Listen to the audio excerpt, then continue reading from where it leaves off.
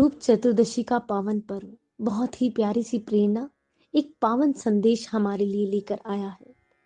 रूप चतुर्दशी आते ही रूप को सजाने का, संवारने का भाव अपने आप आने लगता है।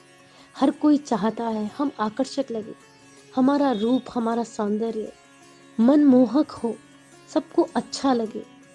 लेकिन इसी रूप चतुर्दशी के पीछे छिपा हुआ है संदेश।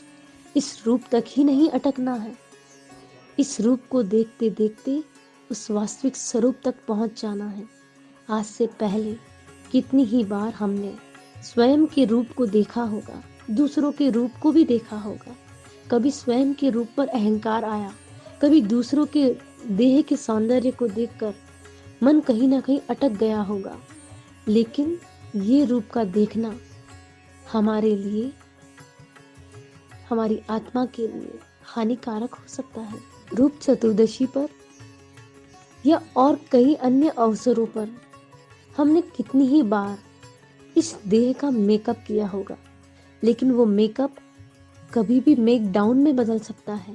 लेकिन एक बार अगर उस स्वरूप को पा लिया ना, तो वो मेकअप ऐसा मेकअप होगा, वो मेकअप यानी हमारी आत्मा को इतना ऊपर उठा देगा कि कभी भी वो मेक डाउन में कन्वर्ट नहीं हो सकता।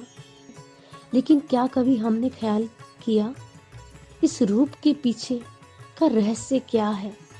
अनाथी मुनि के जब पहली बार श्रेणिक महाराजा ने दर्शन किए, तो पहले ही दर्शन में उनके मुंह से शब्द निकल पड़े, अहो वर्णो अहो रूवम अहो अजस्य सोमया। यानी हे नाथ, हे मुनि, आपका रूप इतना सुंदर, अलौकिक सौंदर्य आपने कैसे पाया? तब पता लगा ये जिस रूप पर आकर्षित हो रहे हैं श्रेणिक महाराजा, इस रूप के सौंदर्य का सबसे बड़ा कारण है उन्होंने अपने स्वरूप को पा लिया। उन अनाथी मुनि ने अपनी आत्मा को, अपने उस चैतन्य स्वरूप को पा लिया। और जिसने अपने उस चेतना को पा लिया, उसी चैतन्य का प्रभाव उसकी इस लौकिक देह पर भी पड़ रहा है।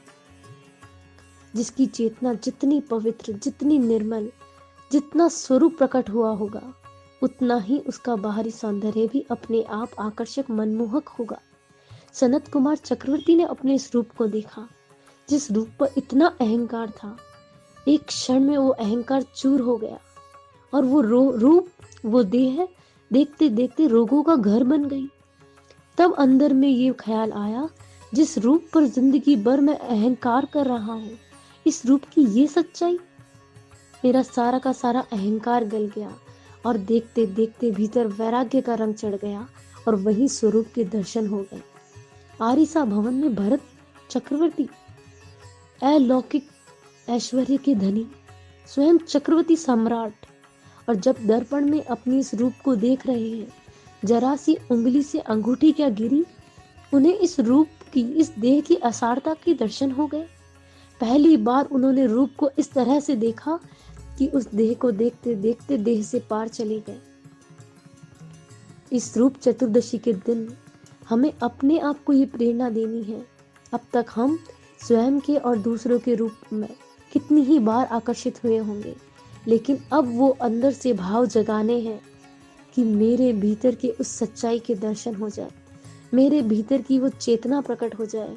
ये रूप भी तभी तक रूप है जब तक भीतर में वो चैतन्य है।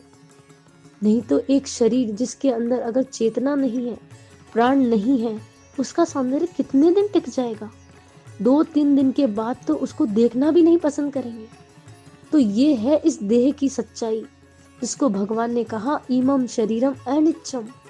तो इस रूप चतुर्दशी के दिन अगर जब भी हम अपने चेहरे को दर्पण में देख रहे हैं, उसको सजाने का भाव आ रहा है, तो एक नजर उस स्वरूप तक पहुंचाने की कोशिश करें। जब भी देह को तरह तरह से श्रृंगार करने का भाव आए, अपनी आत्मा को भी श्रृंगार करने का भाव आए। अपनी आत्मा की उस एक एक सद्गुण को प्रकट करने का बहुत ही सुंदर अवसर है ये। प्रभु महावीर का निर्वाण दिवस, रूप चतुर्दशी मनाना, ये सारे के सारे आध्यात्मिक पर्व हैं। चाहे तो बाहर के रूप का श्रृंगार करके हम अपने भाव को बढ़ा सकते हैं, और चाहे तो इस रूप को देखते देखते अपने उस भीतर के सौंदर्य को पा जाएं, तो हमेशा के लिए ये रूप चतुर्दशी हमारे लिए स्थिर हो जाएगी। फिर हर एक दिन हमारे लिए रूप चतुर्दशी का होगा। तो आइए हम सब एक प्रयास करें अपने उस स्वरूप तक पहुंचने का। हमारी दृष्टि इतनी सूक्ष्म हो जाए, इतनी विशाल हो जाए कि शरीर को देखते देखते शरीर से पार पहुंच जाए, रूप को देखते देखते स्वरूप तक पहुंच जाए, अपने उस आत्म तत्व को पा जाए। वैसे रूप को देखना जड़ता की निशानी है और स्वरूप को देखना जागृति की निशानी है, चैतन्य की निशानी है। तो हमें जड़ से चैतन्य की ओर जाना है, स्थूल से सूक्ष्म की ओर जाना है।